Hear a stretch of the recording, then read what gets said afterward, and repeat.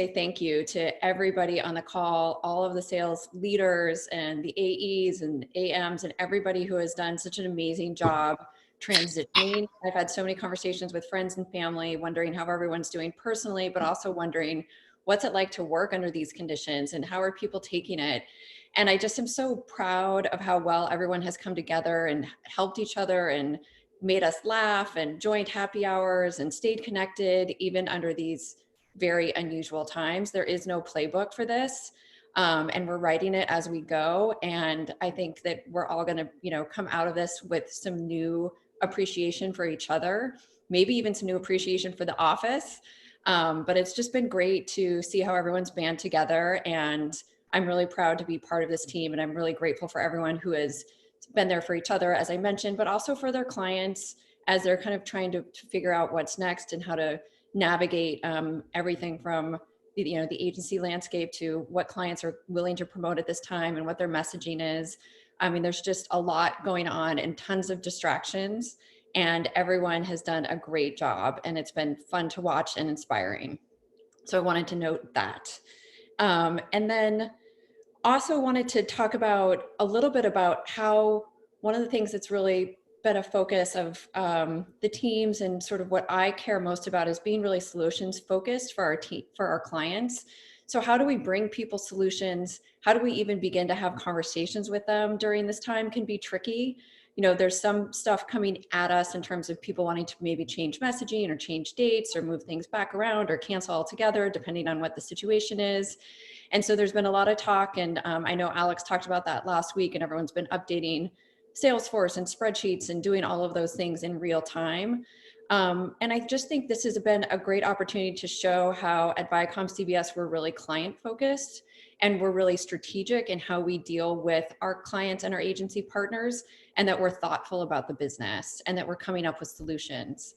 The other thing in terms of solutions is we have experts to lean on in this area, which we're really fortunate for. I've been in contact with Brian Cooley this past week and have asked him to come up with a next big thing revision based on the latest on what we're seeing here. And I think by end of day tomorrow, he will have a one sheet that we can use to inspire conversations with our clients and agency partners, as well as a video. So in times of disruption, in times of confusion, it's always great to lean on our experts to help forge a path. And we know how much marketers from both brands and agencies love to hear from Cooley. And so I think they'll be receptive to what he has to say now. So more to come on that, but some of his key themes are basically we can see everywhere. But one of them that I'm leaning on too is that a lot of creativity and innovation can come out of disruption. So that is one of the things to look at, and marketers should be leaning into that heavily. And I know that as a solution-based sales organization, we're leaning into it too. So more to come when you get that letter, and we can talk about how to distribute that to your clients, but it's meant as a way to reach out without trying to sell them something, without trying to, do anything other than be a service and a thought leader in the space. So more to come on that. Some of the themes that I also wanted to highlight, and research has done a good job of kind of looking at and there's been some articles written on this, what are some of the areas and some of the categories that are set to grow and prosper as a result of some of this change? When we look at the world, never like we've looked at it before. And there's some nice themes to look at. One is mobile connectivity has been in the limelight. So the carriers for sure should see a lot of growth during this time frame. 5G is going to seem like more of a real thing as people try to work more distributed. Mobile plans, everything will be considered for mobile plans. And mobile payments is another area as people want to use less cash and want to be able to, do things without touching. Mobile payments will become more of a thing to follow. Other things like connected health and telemedicine, fintech and personal finance, a lot of these areas that are being disrupted now should have opportunity in the future. And integrated marketing, editorial, research, everybody will help us find ways to capitalize that when appropriate. The other thing that we have seen as part of our own company is streaming media having a huge impact. And we're grateful for all the increase in streams on entertainment.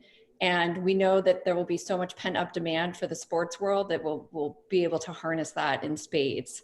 So that's another thing to look at, as well as the overall retail experience and online retailing. So we've seen so much change in retail over the last decade, and now we're seeing it shifts again. People who have sophisticated e-commerce platforms are benefiting.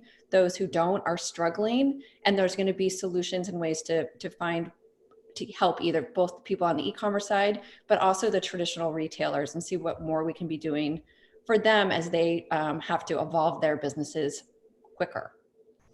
So those are some things I've been keeping track of. A lot of these things are being written about on CNET. Both CNET and GameSpot play a particular role in times of disruption and change, and when things are moving and people want to, on the CNET side, have some of these things be demystified, in times of question or uncertainty. What can I do? One of the things I learned how to do was change my Zoom background. So that was actually the top article this week. CNET has seen increases in traffic by 20%. And a lot of the increase in traffic is around health and wellness, which, as you know, we've been launching for a while and paying close attention to. The virus has given us even more license to expand coverage there, as well as working from home. So video conference tips, video cams, new technologies to help make this type of environment more pleasant for everyone. So if you haven't checked it out recently, do. This is definitely a time where we can, pivot, and a lot of great conversations can come out of just basically sending some articles from CNET. And then GameSpot allows just the perfect escapism right now. So who doesn't want to live in another world, at least for a little bit right now? So those are things that we will talk more about. Obviously, the consoles are coming out later in the year, but it's a good transition also to talk about E3. So virtual events and the event landscape is going to change dramatically right now, as we have seen with so many events being canceled. Digital publishers have a great opportunity to bring those events to life in a unique way that both helps companies and brands, and also helps audiences get the messaging and interact with those brands in a way that they might not be able to do in person, but they still have an appetite for. Really proud of the work that Integrated Marketing and Ben Howard and team have done to put together some new ideas for E3. Cameron Delaney and Paul Firmerman are leading the charge there to make sure that we have really robust opportunities for both our endemic and non-endemic advertisers.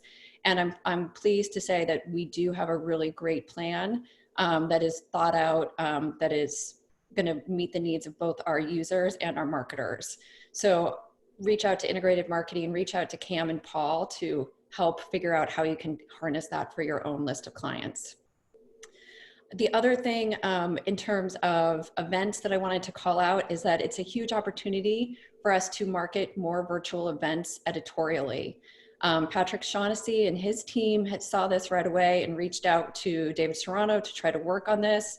So editorial is working on ways with Studio 61, Integrated Marketing, a variety of people to find ways to bring more events to life online, so that we don't have to miss those opportunities to interact with brands. And these can be custom, these can be coordinated efforts with multiple sponsors or one. Also, the editorial team on CNET is harnessing this opportunity. They're going to start a new franchise called Now What that we'll have more information on, but it's a great opportunity for a Brian Cooley or somebody like that to sit with an industry leader in a variety of different categories and talk about now what, because I think it's clear that most things have changed and have changed forever. So look out for more on virtual events. Matt Rowell and his team have done a good job of looking at all of the video conferencing leaders and finding ways to bring them more solutions. Akamai, Cisco, Intel, a variety of big tech companies are looking at how they can bring their solutions to broader places and more people, and using the expertise that we have in-house to do that. So that is more to come on that, but that's a new opportunity that we're exploring faster as a result of the changes in the marketplace. The other thing that I wanted to highlight is, I mentioned a little bit some of the areas where there'll be opportunities, and we'll have more information on that. Everything I said, like from financial services to the wireless carriers to telehealth. So think through your list, and if you have immediate needs there, let me and let the team know, and we'll try to help piece some things together.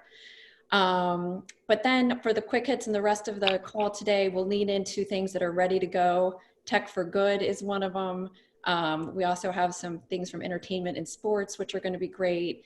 And so one, it's just great to virtually connect with each of you. And I'm happy that I got to kick this off. We have a lot of exciting things that we can still do. And what we will come out of this, knowing what we knew when we came into it, is that we're the most consultative and action-oriented sales team that there is, and that we are the ones that our advertisers and our agencies will lean on first for everything that they need and for our professionalism and our sophistication. So thank you for carrying that torch forward. Good to see everybody. Anne and Natalie? Thanks, Courtney. Thanks so much. Those were great updates about the growth in the different categories and the Cooley updates. And of course, the Zoom tip. See some beaches going on, some puppies. So it's all looking good. All right, so let's jump into the IMPower Hour schedule for opportunities that were in yesterday's quick hits. So let's kick it off with CNET's new Q2 opportunity, Tech for Good. Thanks, Natalie. So let me share my screen right here. And as you can tell, CNET just never stops with pumping out all of these new solutions and new opportunities for us all. Let me know, is it presenting right now? We can see your screen. I don't think it's presenting. Okay.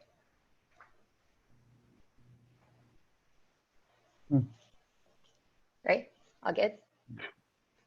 Awesome. Okay, so CNET is working really hard to bring some good vibes your way. Over the next couple of months, we will be releasing a brand new feature this quarter around Tech for Good. So here, CNET editors are going to be highlighting all of the individuals and the different companies that are using technology to make a real positive impact on society in all different ways. So we have stories about everything from a father bringing an accessible gaming controller and building that for his daughter, to companies like LifeStraw that's helping to eradicate poverty and health issues in Africa by helping you filter the water that you drink straight from the tap or straight from rivers and anywhere around you. So there are a lot of really interesting, cool ways that people are using technology nowadays to address all of these different issues. And brands have the opportunity to surround this through a lot of different angles. So first you have your premier sponsorship, where you could surround the weekly content and articles that will be written around these stories. And we're also going to be offering video content where you will be doing a deep dive on some of the top trending and select stories that the section will be writing about. And then, as always, you can also align with our social content and tag and target the right audiences where you need it. And we also have Studio 61 to help us build any custom branded content if your brands have any stories of good tech that they want to share themselves. So those are all the ways that we could leverage this section so that brands can bring out more positive messaging out there. And given that within this time frame, Earth Day on April 22nd is also happening. So there's going to be a little bit of a heavy up on environmental content and a lot of great stories about how people are helping the world with this technology.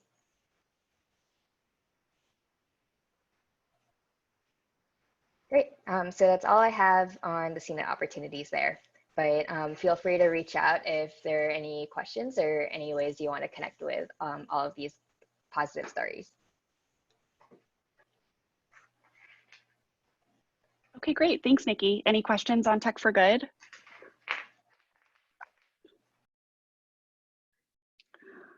All right, okay, let's keep moving. Next, we'll have some updates from sports with Pete. Cool. Let me share my screen here. Everyone see that? Yep. So yeah, this is a re-release for us. I think most of you probably remember a few weeks ago, we released our NFL Draft Opportunities deck and one sheet as well as media plans. But I think it was important for us to re-release this, kind of given the circumstances in the sports world and how heavily we are leaning into and relying on NFL content from a sports perspective. This past week, obviously, we had NFL free agency, which was huge for us, definitely helping sports fans get by and deal with the new normal, at least temporarily, as we know there are no live sports currently in action. But with that, we obviously have the NFL draft coming up at the end of April, which we anticipate is going to do really, really well for us. All of our content leading up to it and surrounding, whether that's through, our live HQ programming. We have content partnership with the Overtime. We've got socially led sponsorships as well as draft previews. All of those opportunities and buckets of opportunities are really primed to perform really well for us. I think, as we all know, sports fans are just dying for any content at this point. NFL draft is always a big event, but given the circumstances that we find ourselves in right now, it's going to be bigger than ever for us. A couple things worth calling out. One, if you haven't already checked out the NFL draft opportunities deck, I highly recommend that you do so. Clearly a big focus for us. We've added a couple new opportunities to the deck, which was also another reason why we wanted to re-release. Those new opportunities are a pre and post draft show live hour block. The pre-draft show live hour block, as you can imagine, will cover the upcoming draft coverage in terms of predictions, potential trades. Post draft show live hour block will obviously be recapping that day's coverage, maybe touching upon surprise draft picks, sleeper draft picks. So two new opportunities that we've added into the fold that we expect to see some strong engagement with. And yeah, I mean, essentially, this is an area, like I said, that we're really going to be focusing on. So while it's quiet in the live sports world, this is certainly a big tentpole event for everyone to focus on and to have conversations with their clients with. So feel free to reach out to me on any of these opportunities. We obviously have several of them out to brands for consideration right now. Microsoft does have our exclusive presenting sponsorship of our actual NFL draft show. So that is off the table, but everything else is out in the marketplace right now. First come, first serve. So feel free to work with me directly if you have any questions or want to put any of these opportunities in front of your clients. That's it. Great, thanks, Pete. Now, last update for today, we'll talk with Ashley and Jason about Star Trek Discovery Season 3.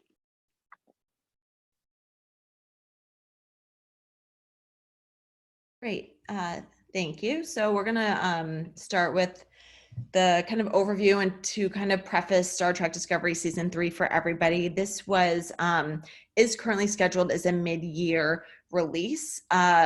Actually, this Thursday, they were supposed to announce a premiere date, which was June timing. We have not heard yet, and as of yesterday in our conversations with content, how this season and the rollout is going to be impacted by the current state of the production world. So we're still operating with the expectation that we're still anticipating that mid-year release for this series, but if anything should change, we'll make sure to update you as soon as we know and update the doc with production kind of information that Natalie shared the other day. So we'll make sure to keep that updated as we know more. But definitely wanted to just let you guys know that we're still currently planning for this as if it's happening according to schedule, but that could all change in the coming days. So a few things to know from an integrated marketing perspective. There's exciting new storylines this season. So if any of your clients are Star Trek fans, can kind of call out that during season 3 of Discovery, they're going to be going further into the future than any other Star Trek franchise in history. So that'll be kind of an exciting timeline and storyline to see evolve over the course of the season. They'll also be introducing a new character, Cleveland Booker, who will go by Book and kind of will be paired up with Michael Burnham. So it'd be interesting to see their dynamic, as that relationship evolves. This year, we're offering a couple different package opportunities and some diverse offerings, with our largest plan being at the 500K spend level and really spanning across various CBS BUs. So we partnered with the news team and the CNET teams to incorporate all things space within this package. So from Star Trek Discovery to CBSN Space Watch content and distribution on CNET to their audiences. We really have kind of a very comprehensive package available there. And then we also have a scaled back package at the 250K price point level, for smaller budgets as well. This is a 13 episode run. So we're expecting about a 4-month kind of flight window for each package. But if you have a client who maybe only has a 2-month flight or things like that, definitely reach out to us and we can work to maybe come up with like half season sponsorship opportunities, things of that sort, since this series does run for a pretty long length of time. And then also just to note that Star Trek Discovery, even though we're a few seasons in, continues to deliver for us on All Access. In 2019, it was the #1 in unique series viewers on All Access, and it was the #1 most social All Access original. So we really are still hitting a very engaged audience and loyal fan base as they come back season after season to follow these characters in the storyline of this franchise. And then I'm going to pass it over to Jason, who's had success engaging with clients in the past around Star Trek Discovery, to kind of give his insights when speaking with clients about this series. Hey everyone, hope everybody's doing well and staying healthy. It's funny to see everybody on here. You get an intimate look into everybody's life. Riffing off of what Ashley was talking about, a couple core things that I wanted to bring to everyone's attention that worked for me when we sold this into Toyota 2 different times. Actually, the show moved a couple times, and we sold it in the first time, and then the production got pushed back, and so we sold it in a second time. So I think a couple core things to think about with Toyota at the time was the organic nature of what they were trying to promote, which was their plug-in Prius, which had a more of a tech focus. So organically, with Star Trek Discovery being a show in the future, that tech theme had a really great alignment for their brand. I think one of the big things we have going for ourselves is this series is going into season 3. If you really think about the streaming landscape, we have a huge head start on a lot of the players in the space. And when you start really digging into who's in the space, probably about 90% of them are not ad supported. So when you think about Star Trek Discovery, season 3, I think one of the big things is not only does it have a built-in base because it's going into season 3, but it's also a pretty wide base. So, when I first sold it in, we didn't really know who the audience was going to be because the show hadn't aired yet. But now we know that there is obviously that hardcore Trekkie fan that's going to be, probably more likely male and into technology and that kind of stereotype of an audience. But it's also a pretty broad audience. I think it has a 36% split on females, which you would never think for a show like this, and has almost a 70% comp for adults 18 to 49. So it's a pretty broad reaching show. It also reaches really young people, a third are 18 to 34. So, knowing a couple things that I think are really important, knowing that this is going into season 3, and this is the most streamed show out of our originals to date, you can, strongly go into talking to a client knowing that it's going to deliver on what you are going to sell them, and to bring back a dedicated fan base and probably a continued wired audience base based on what's going on just in general with the climate of everything. As people hunker down, stay home more, they're watching stuff, streaming is exploding. So that also leads me to the second bullet point, which is there really is a limited amount of premium ad-supported streaming programming. So when you name off the streaming services out there today, Disney Plus, Hulu, Amazon Prime, Netflix, Showtime, HBO, of all those, the only one that is currently ad-supported is Hulu. And when you really dial it back, they have basically two shows that fall into a bucket of like what I would consider hyper premium programming. One just released, which is Devs, which doesn't have the production value that Star Trek Discovery has. Star Trek Discovery is like $100+ million show, which is really in the ballpark of what like movie studios are doing for films, not for television shows, generally speaking. And then the second show, which has a pretty good production value, is Handmaid's Tale, but that's questionable of how brand friendly is that. So when really peeling back the onion and looking at, okay, you know, there's a lot of great programming out there today that's like super premium, you know, Stranger Things, Lost in Space, Narcos, some of the Marvel shows, Game of Thrones, all those programs aren't ad supported. So I think that's a huge opportunity for us to seize because, you know, going into what's going on in the current climate, no one's able to even shoot shows right now. So we have a show that's done. It's an incredibly high production value. It has a built-in audience, and it's coming back for season 3. Last, I would say is, you know, what seemed to work for me with selling this into Toyota was just really working with them in terms of how we package this up. So we did change up some of the packaging, but the marketing team is always incredibly helpful in finding solutions and what needed to be molded and fit for Toyota's needs at the time. But yeah, that's really what I have. I think it's a really awesome show. It has a really great opportunity for us, you know, heading into a time when shows are winding down from finales, from the linear side, and on the streaming side, there's not a lot out there that you can really quote unquote buy into for premiere. Great, thank you, Jason. And to kind of piggyback off of you mentioning Toyota in the past, some other categories that have been successful around this series have been insurance, finance, telecom, the handset category. So those have been some areas where we've seen success over the past seasons. Yeah, I would say, Patrick, this would be a great one for the gaming community. And then for someone like Neil, like the home entertainment releases that are going to skew more, you know, in that stereotype of this, of who the studios think this audience is. Are there any questions for us around this package?